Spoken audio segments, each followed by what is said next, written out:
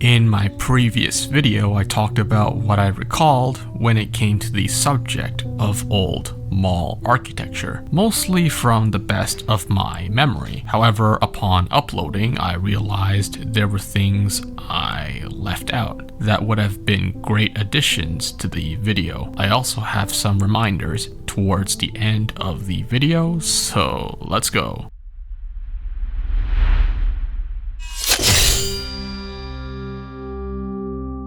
Hello everyone, this is Dragon Actual. I wanted to start off by bringing up the subject of film locations. The Sherway Gardens Mall. Previously, I mentioned there was a booth that resided close to the middle of the mall. And looking up the history of Sherway Gardens, I learned it was one of the film locations featured in the 2004 film Mean Girls, directed by Mark Waters. Throughout the film, it turns out you can spot many of the features of the mall that are no longer there. However, considering the movie started filming in the fourth quarter of 2003, if you were to ask me, did all of the Sherway Gardens scenes in the film contain everything you recalled? Not really. The scene featuring the center of the mall, while it did show an obstructed shot of the booth, I do not recall what year certain features were taken off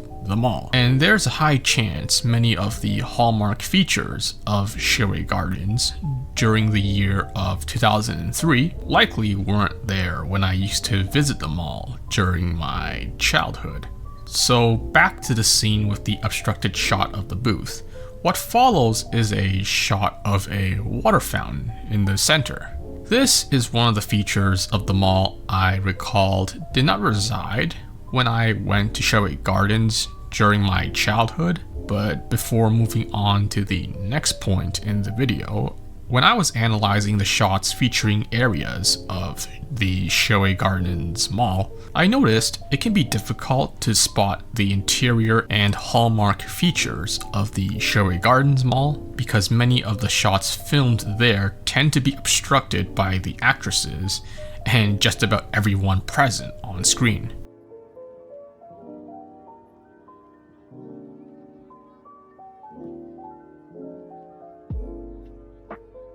The Eaton Center is another shopping mall that also became a film location. In the year 2000, a film called The Sixth Day, directed by Roger Spottiswoode, we can see a shot of the mall from the south entrance. But remember, this film was released in the year 2000. During that year, I would be too little to remember anything. The best I can recall of visiting the Eaton Center would likely be around 2006, and from that year, I would visit the mall with family members on a yearly to tri-yearly basis. But then again, what we see in the film, the many great details, such as the lights, I never saw them as far as I can recall. Likely they were taken down by the year 2006. But a nice thing to say about this shot of the Eaton Center, the film does a great job at capturing the interior of the mall, and of course, utilizing the vast space of the shot, using special effects to add in holographic displays.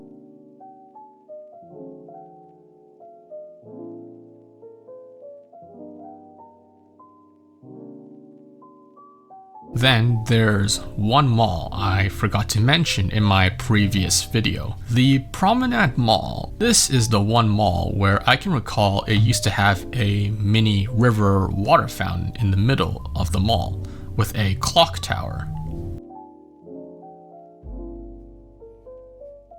You should be able to locate many photos of it online. But other than that, from the best of my memory, I can recall there was a mini river water fountain on this side of the food court. And further on the left, there was a spiral staircase with plants below. I also forgot to mention there is a photo of the water fountain of Yorkdale's food court. Once again, if there's anything you recalled from your childhood of the various shopping malls you went to, let me know. Perhaps one of the malls you went to during your childhood became a film location for a movie at some point. So that was it for the Addendum video. I hope you enjoy the shots I took in Source Filmmaker as visuals for the video. I personally find it more suitable for my commentary videos. I do acknowledge video game footage would be somewhat redundant because it wouldn't relate to what I am saying in my videos unless I was talking about the video game present in the background. While using Source Filmmaker shots of maps, it's better because it's more generic, and with many of the maps available, I figured why not make good use of them. In terms of video editing, having a single image play out for most of the video's sequence, from what I can tell, it makes rendering the final video a lot faster. When it came to making the shots in Source Filmmaker, it was fun because I can decide what shots to take and on which maps. And what do you think? Do you enjoy the style of video where it's a single shot for most of the video's sequence as opposed to gameplay? By all means, let me know. Finally, I have 2 boundary videos I will be uploading after that. As we all know, the 17th of the month is approaching, and I am very excited to pick up Starship Troopers Extermination. Hope to see all of you in-game as well. It looks very fun. My name is Dragon Actual, and thanks for watching. See you next time.